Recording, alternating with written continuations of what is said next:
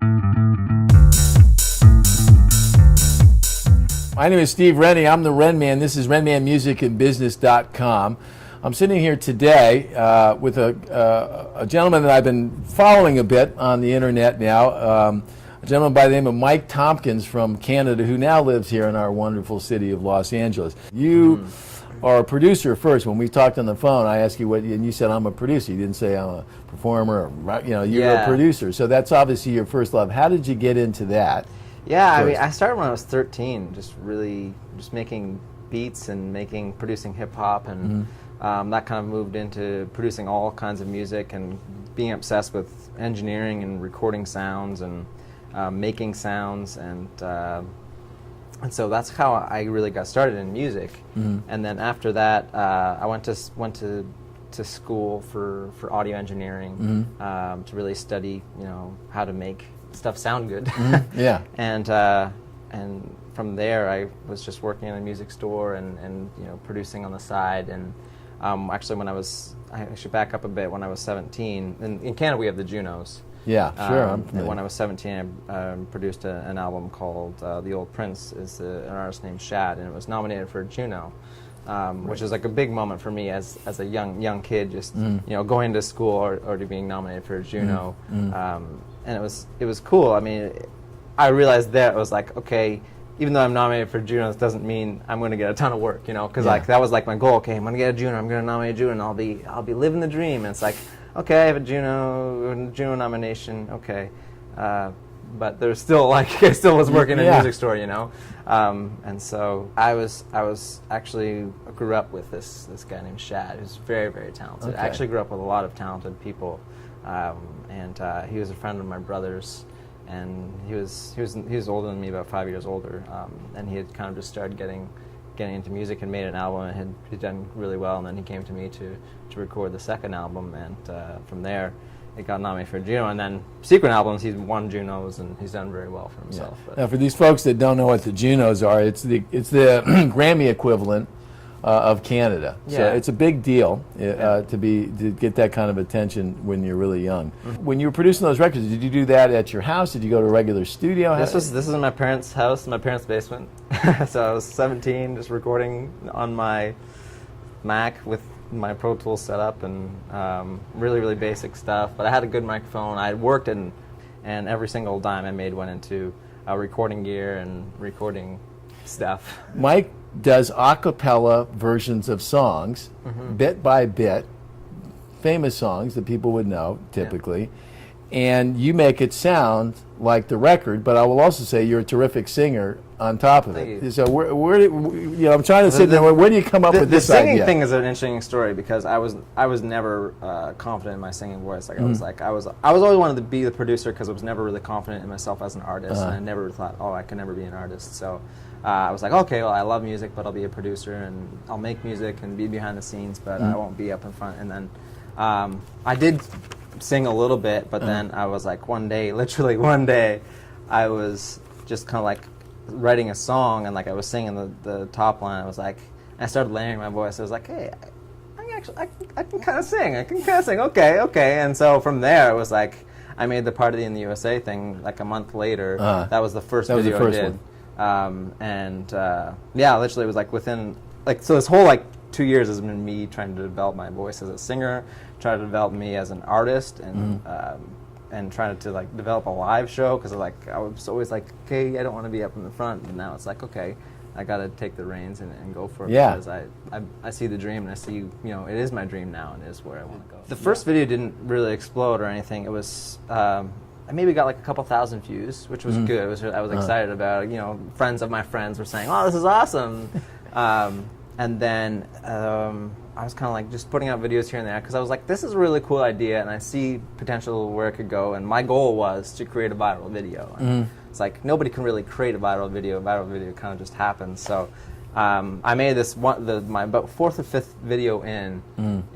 I kind of broke everything down so you could see all the parts happening at once in multiple boxes. Yeah. And from there, people could really understand what I was doing. And after that, the Perez Hilton blogged about. I was in this cottage in Muskoka Woods, Muskoka, Ontario, and I had no internet reception, and people were like texting me saying like this video is like blowing up, and then as I'm leaving the cottage, I get a call on my cell phone from the Ellen DeGeneres show saying that we want you on the show, and so it's like really just within a few days, all this stuff was blowing up. You got to be blown away by all this when it's happening. Well, yeah, and the fact that I'm like here now is just so weird, you know, being like, it was just like up until like I was like literally like this has happened like 2 years ago now. What the like it was August 2010 when the first video kind of blew up, and it's like I was sitting on the beach yesterday, and I was thinking, like, just like 2 years ago, where I was 2 years ago, and just being very thankful of how kind of like this is all coming. I was like, it was still kind of like thinking in my mindset when I was 2 years ago, and I was like, I never want to change my mindset. You know, I really like, I'm really just like thankful for anything that's thrown at my way. Yeah. And, but you definitely had a thought that you wanted to have a career in the music business. I mean, that seems to me you must have a team behind you that helped you put these things together. Am I wrong about that? Are you going to make me feel really like... 3 months ago, I signed on with Maker Studios, and now I do have a team. Up until 3 months ago, it was all me editing all these videos and editing them all on my laptop. And that was like the other thing. When I was kind of starting out, I was really exploring how to edit videos. And I'm actually very technical minded. I think very technically, but also creative, and so it's kind of allowed me to be able to create these things and think of these things because I can figure out technically how to make them. And so, up until about 3 months ago, now I've kind of established a team of people, which is going to allow me to create more stuff. So, if you were giving advice to those people about how to take their great song and their great performance and how to turn it into a great video, what would you tell them? I mean, it really depends what you're passionate about. You know, it's like, if you are passionate about just that aspect of it, then I would say, you know, you can hire some people pretty inexpensively now, because there's a lot of people and the gear is cheap. So, but for me, it's like if you have the passion to learn everything, it's like I'm always like absorbing everything and absorbing things. So I would like sit down for hours and learn how to like sit down on a program, learn Final Cut. I would maybe sit down for 5 hours and know it like perfectly, and know key commands and everything, and be able to go really fast at it. And so that's kind of like, that's what I like to do. I like to learn things. I like to learn After Effects and all those types of things. And so that was just me, and I'm passionate about that. I'm not just passionate about music, but passionate about technology and everything. So today, in this whole idea of empowering yourselves and taking control of your career, which you mentioned a bit earlier, you clearly need to learn some new tricks. Do you find that that's the case from an artist perspective? Absolutely. I feel like that's really exciting, the fact that we can just kind of, you don't need to have a lot of money, you don't need to have all the connections. You can really just make this happen on your own, and it comes down to being creative, and being creative in a way, in all aspects. Yeah. You know? Well, it's interesting you say that you don't need connections. I would disagree with you slightly on that. What I would say is you definitely need those connections, but what the internet and some of these technologies have done is given you a level of access that wouldn't have been physically possible in the past, what I was trying to say. Yeah, okay. That's what I was trying to say. You definitely need the connections. You definitely need to meet people. You definitely need to, But you need to get their attention. Once you've made a connection with somebody, that doesn't mean you've made it. I mean, you really have to work and make good stuff and make things. You know.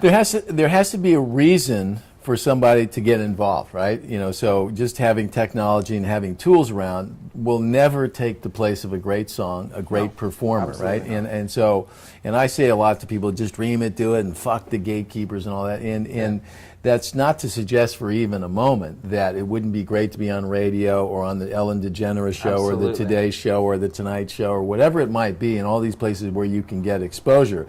It's really a shout out. It's a call to arms for artists to take control of what they're doing while they're waiting for that big train to come in. But the one thing that, while so much has changed about the music business, from my perspective, the one thing that hasn't changed is that great artists, great songs, great performances are at the core of it. And the fact that we now have new ways to approach it and make that stuff happen is terrific. Yeah. But it doesn't take the place. You know, clever isn't as good as great.